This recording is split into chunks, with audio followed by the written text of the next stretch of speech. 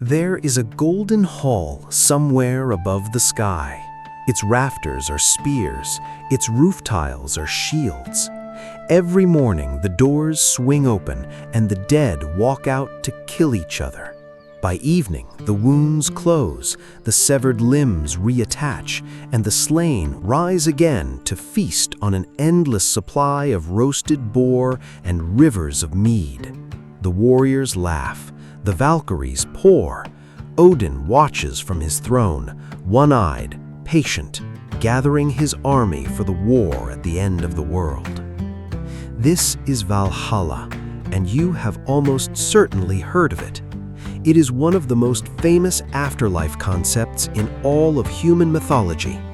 It has been painted by romantic artists, scored by Wagner, and rendered in painstaking detail across 3 generations of video games. When a character in the TV series Vikings whispers, "I will dine tonight in Valhalla," the audience feels the gravity of that claim without needing a footnote. The image is irresistible. A paradise earned by courage, a heaven reserved for those brave enough to die with a sword in their hand. But here's the problem. Almost none of it is complete. Valhalla was real. It was genuinely part of the Norse belief system, attested in poems that date back more than 1,000 years. The Grimnismal describes its 540 doors, each wide enough for 800 warriors to march through side by side. The Prose Edda of Snorri Sturluson elaborates, the hall stands in Asgard, and the Einherjar, the honored dead, train there every day for Ragnarok. This much is in the sources. What is not in the sources is the idea that every Norse person expected to go there. Valhalla was not the Norse version of heaven. It was not a reward for living a good life. It was a military draft. Odin did not collect the fallen because he loved them. He collected them because he needed them. Ragnarok was coming, and he was building an army. And the army was small. The Viking Age lasted roughly from 793 to 1066 CE. During that period, Scandinavian society was overwhelmingly agricultural. The vast majority of Norse men and women were farmers, fishermen, herders, weavers, smiths, and traders. Most of them never held a sword in combat. Most of them died of disease, accident, old age, childbirth, or hunger. Where did they go? This is the question that modern culture almost never asks, because modern culture is obsessed with the warrior. But that man was the exception, not the rule. For every Viking who died storming a monastery on the coast of England, there were dozens who died coughing in a dark longhouse while snow piled against the walls outside. For every shield maiden whose name survived in a saga, there were hundreds of women who spun wool, raised children, brewed ale, and were buried in unmarked graves that no archaeologist would ever find. These people believed in an afterlife, passionately, concretely, and in far more elaborate detail than the Valhalla myth suggests. But their afterlife was not a single destination. It was a network, a sprawling, overlapping, sometimes contradictory map of possible destinations for the dead, each governed by different rules, different gods, and different kinds of death. To understand this map, you have to abandon the Christian binary, heaven or hell, reward or punishment. The Norse system did not work this way. There was no cosmic judge weighing your sins. The question was not, how did you live? The question was, how did you die? And even that question had multiple answers leading to multiple doors. The first door was Valhalla, where Odin's Valkyries carried the battle dead.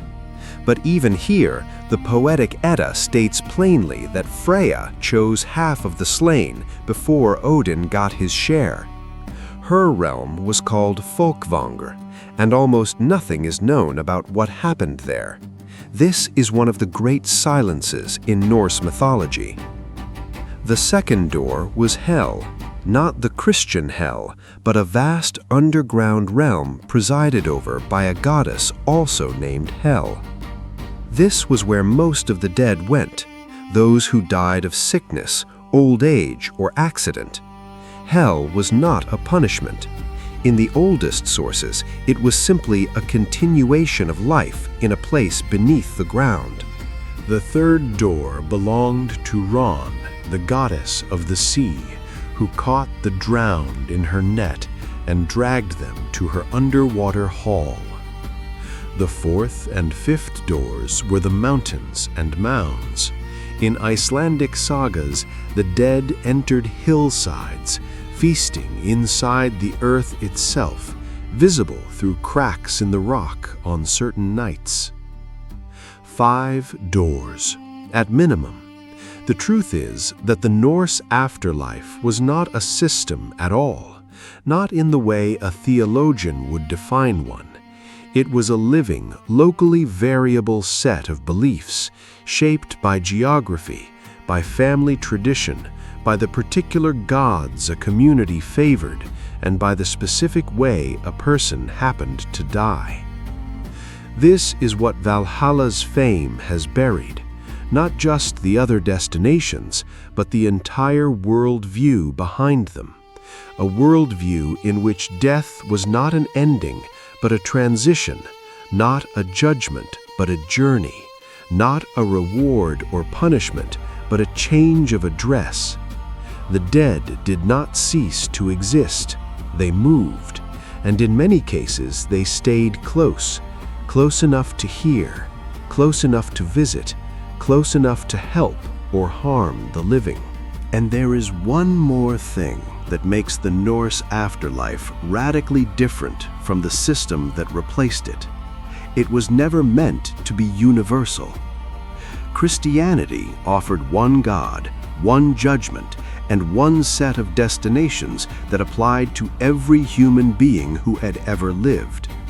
The Norse system did not work this way. A family in Norway might believe their dead entered a particular mountain visible from their farm. A clan in Iceland might hold that their ancestors feasted inside Helgafell. A seafaring community in the Orkneys might expect the drowned to join Ran beneath the waves. These were not competing theologies. They were local truths, specific to a lineage, a landscape, a way of dying, and they coexisted without contradiction because no one expected a single story to explain every death. This patchwork is what Christianity would eventually flatten into a single binary, saved or damned, heaven or hell, and in the flattening, almost everything interesting was lost. To understand how this worked, we need to go deeper than mythology. We need to understand what a Norse person actually was. Because in the Norse worldview, a human being was not a body plus a soul. There was no soul. The Old Norse word for soul, sal, did not exist until Christian missionaries invented it. Before that, there was something far stranger, a self made of many parts, each capable of separating, traveling, transforming, and surviving death in its own way. And that is where the real story begins. You are a farmer in 10th century Norway. You live on a narrow strip of land between the fjord and the mountain, in a longhouse shared with your family, 2 farmhands, and livestock that sleeps closer to you than you would prefer. Your days are shaped by weather and work. In summer, you fish, you plant, you repair the boat. In winter, you sit close to the fire and try not to die. You believe in the gods, not in the abstract theological way a modern person might, but in the immediate, practical way you believe in the tide, Thor is the reason the storm did not destroy your barley. Freya is the reason the calves came healthy this spring. The gods are woven into the texture of daily life, and you do not spend much time thinking about whether they are real because the question would make no sense to you. But here is something you also believe, something modern people almost never hear about. You do not have a soul. This is not because you are a materialist, quite the opposite. You believe that you are made of many invisible parts, each with its own behavior, its own logic, its own ability to detach from the rest of you and act independently. A Christian missionary will arrive in your grandchildren's generation and introduce a new word, Saul, to describe a unified, indivisible spiritual essence that belongs to you alone, travels to heaven or hell upon your death, and stays there forever. You would find this oddly simple, like describing a forest by naming only one tree. In your world, the self is not one thing. It is several things moving together, and any one of them can leave. The first is the hammer, skin, or shape. It is your outward form, but unlike the modern concept of a body, the hammer is not fixed. The Old Norse term for shape-shifting is skipta hermumum, to change one's hammer, and a person who does this skillfully is called hammaramr, shape-strong. In the sagas, certain people send their hammer outward while their body lies still. A man sits motionless in his hall while his hammer, in the form of a bear, fights a battle miles away. If someone wakes the sleeping body too abruptly, the hammer snaps back and the man is disoriented, sometimes injured. The hammer is not a metaphor. It is a real part of the self that can be detached, reshaped, and projected. The second part is the hugur, the closest Norse equivalent to the mind or personality. Your thoughts, your will, your temperament. But the hugur is not trapped inside your skull. A person with a strong hugur can project influence over others simply by thinking about them. The sagas describe people who fall ill or change their plans because someone with a powerful hugur has directed hostile thoughts towards them from a great distance. This is not sorcery. It is the natural function of a strong mind. The way a strong arm can throw a spear farther, a strong hugur can reach farther. The third part is the filia, literally the follower. Your filia is an attendant spirit that accompanies you from birth to death, usually invisible, appearing in the form of an animal that mirrors your nature, a bear for the noble, a wolf for the violent, a fox for the cunning. The animal is not a companion, it is you, a projection of your essential nature in non-human form. The filia has one terrifying property. If it dies, you die. But here is the part that matters most for the afterlife. When you die, your filia does not necessarily die with you. It can transfer to a relative, a descendant, someone in your lineage who inherits your nature and your fate. Your grandfather's filia may be your filia. The self in the Norse view is not a private possession, it is partly borrowed. The fourth part is the hamingja, and this one requires a fundamental shift in how you think about luck. In the modern world, luck is random. In the Norse world, it was a concrete, personal, inheritable force. Your hamingja was your luck, your power, your family's accumulated fortune in the deepest sense. A man with strong hamingja succeeded not by accident, but because he carried a potent force within him, built up over generations. The hamingja could appear in visible form, usually as a large, imposing woman, and its arrival or departure signaled the family's rising or falling fate. Most importantly, the hamingja could be lent and inherited. If a kinsman faced a dangerous journey, you could lend him your hamingya, a real transaction, spoken aloud, with real consequences. And when you died, your hamingya passed to a descendant, especially if that descendant was given your name. This is why naming a child after a dead grandparent was not a sentimental gesture. It was spiritual engineering, channeling the hamingya of the dead into the living, ensuring that the family's accumulated power would continue to flow through the bloodline. Now, step back and consider the whole picture. A Norse person was not a single unified self with an indivisible soul waiting to be dispatched to one destination after death. A Norse person was a confederation, a hammer that could change shape, a hugr that could project across distance, a filja that could outlive its owner and transfer to kin, and a hamingya that flowed through generations like invisible gold. These parts were related but not identical, connected but not fused, and each one had its own trajectory after death.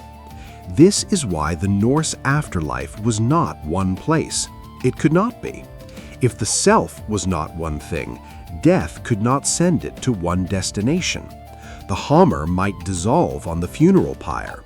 The hugr might linger in the grave mound as a conscious presence, a draugr, the restless dead. A filja might leap to a newborn grandchild. The hamingya might follow the family name for centuries. Death for the Norse was not an exit, it was a dispersal. And this dispersal made their relationship with the dead fundamentally different from the Christian model. In Christianity, the dead are gone, sent to a distant realm where the living cannot follow except through prayer. The boundary is absolute. In the Norse system, there was no such boundary. Pieces of the dead were still here, in the mound, in the name, in the luck of the lineage, in the animal spirit that now followed a younger cousin. This was not abstract philosophy. It was lived practice, visible in the smallest rituals of death. The grave goods, the comb, the weapons, the cooking pot, were provisions for the part of the self that would continue in hell or inside the mound. The horse sacrificed at the graveside was transport for the journey down the dark road to the river of weapons. The name given to a newborn grandchild was a summons for the hamingya to cross back from death into life. And when a widow stood at the mound months later, leaving a bowl of ale on the earth, she was feeding a presence she believed was still there, a hugr that had not dispersed, a self that had fragmented but had not vanished. Every funeral, every naming, every offering at the graveside was an acknowledgement that death was not a clean departure, but a complicated redistribution, and that the living bore responsibility for making sure every piece of the dead arrived where it was supposed to go. This is the world we are about to enter, a world with 5 doors for the dead, each opening onto a different kind of afterlife, each shaped by a different kind of death, and each coexisting with all the others in a system that was never meant to be consistent, because life itself was never consistent. The farmer's wife dies in childbirth. Where does she go? The fisherman drowns in a winter storm. Where does he go? The old chieftain dies in his bed, whispering the names of his gods. Where does he go?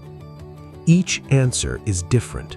None of them is wrong, and none of them is Valhalla. Imagine that you have just died. You are not a king. You are not a warrior.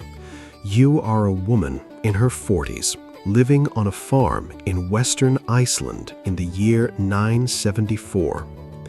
You have spent your life spinning wool, bearing 6 children, of whom 4 survived, and enduring winters that were too long.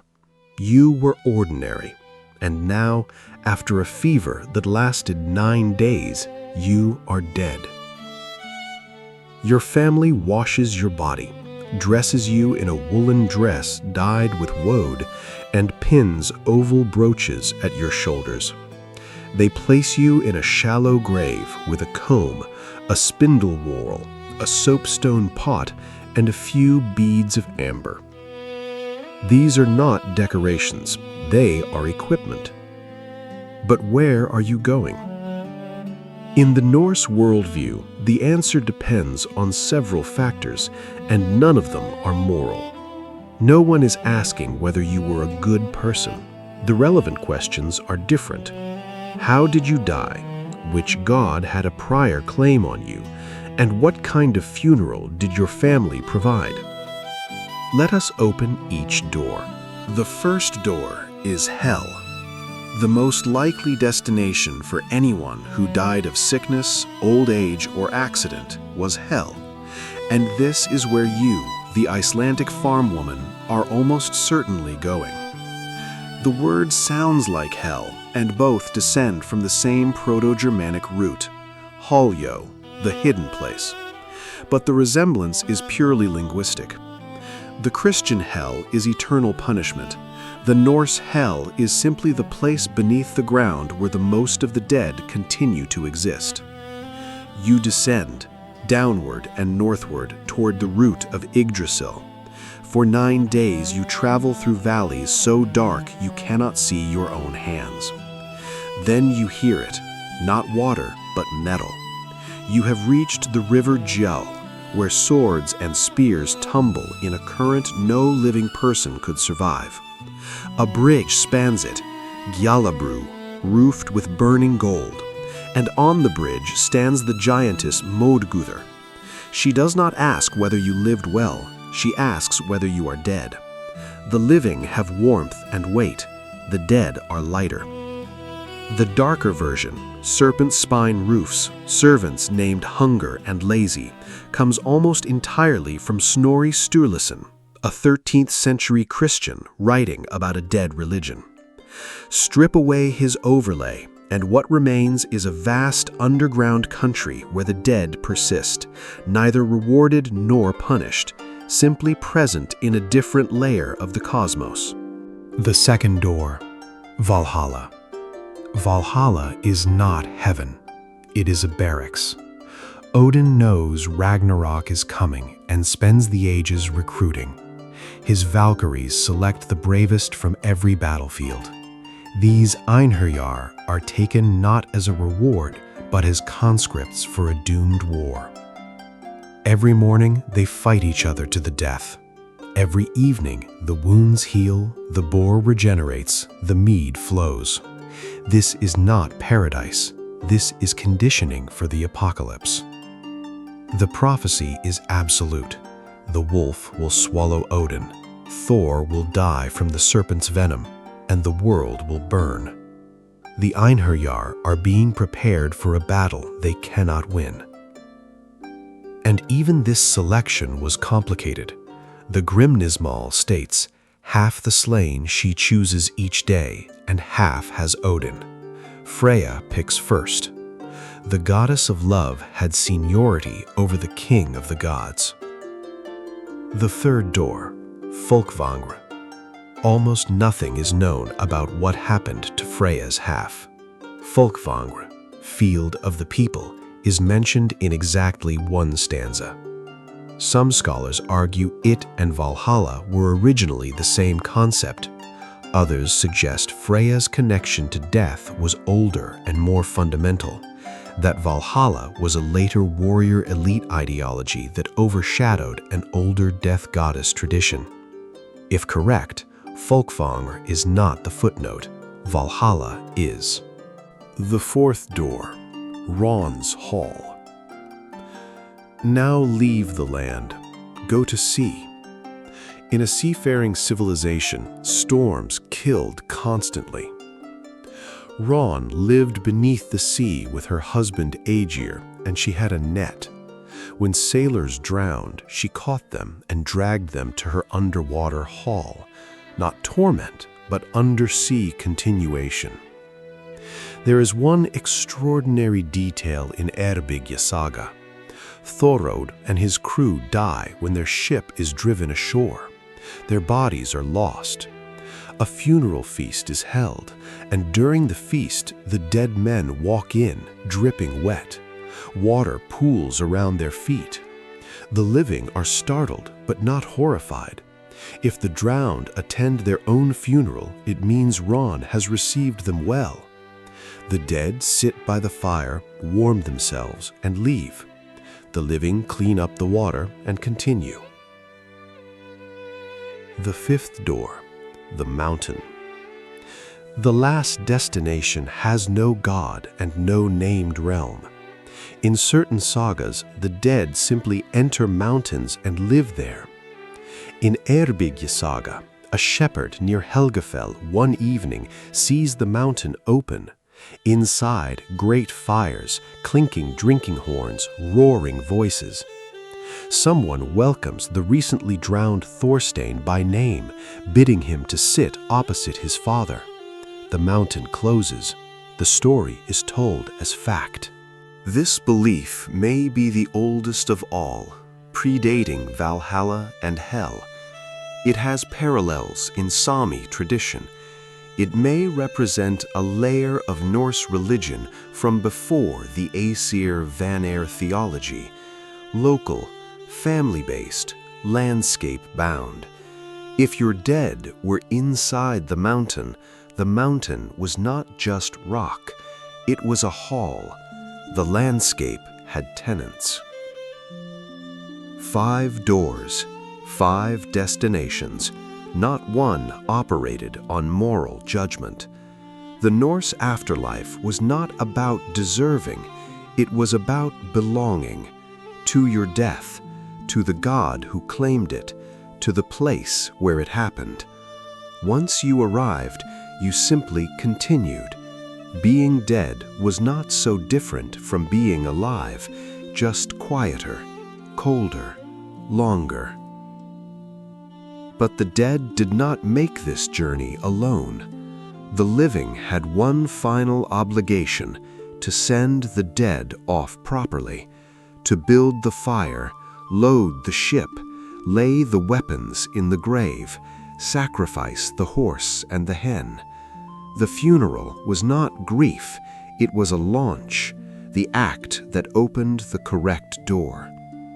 And no one ever described that launch more vividly than a man who was not Norse at all, an Arab diplomat from Baghdad, standing on the bank of the Volga River in 921, watching in astonishment as the smoke climbed skyward and a dead chieftain sailed into the fire. There is a temptation, when laying out 5 afterlives so neatly, to treat them as a system, a flowchart with clear inputs and outputs, death on one end, destination on the other. But the Norse did not think in flowcharts. The boundaries between these 5 doors were never firm. A man who drowned at sea might be received by Ran, or he might show up inside a mountain, as Svan the wizard did in Njal's saga when the sea took him and Kaldbak welcomed him. A warrior slain in battle might go to Valhalla, or to Folkvanger, or to Hell, as Balder did despite dying violently. The doors overlapped, they contradicted each other, and no surviving source ever attempts to reconcile them, because reconciliation was not the point. The Norse did not need their afterlife to be logically consistent, they needed it to be adequate, large enough and flexible enough to account for every kind of death that a hard world could deliver. This is what makes the Norse afterlife so different from nearly every other system in the ancient world. The Egyptians had a single judgment hall. The Greeks had a single underworld with subdivisions. Christianity would later offer a single god, sorting every soul into one of 2 bins. The Norse alone built an afterlife with no center, no single authority, and no universal rule. It was, in the deepest sense, a local religion, one that trusted each family, each community, each coastline and mountain range to know its own dead and to send them where they belonged. The 5 doors were not a theology, they were a vocabulary, a set of words for the many ways that death could arrive and the many directions in which the dead could go. And it was the living, not the gods, who bore the final responsibility for making sure the door opened correctly.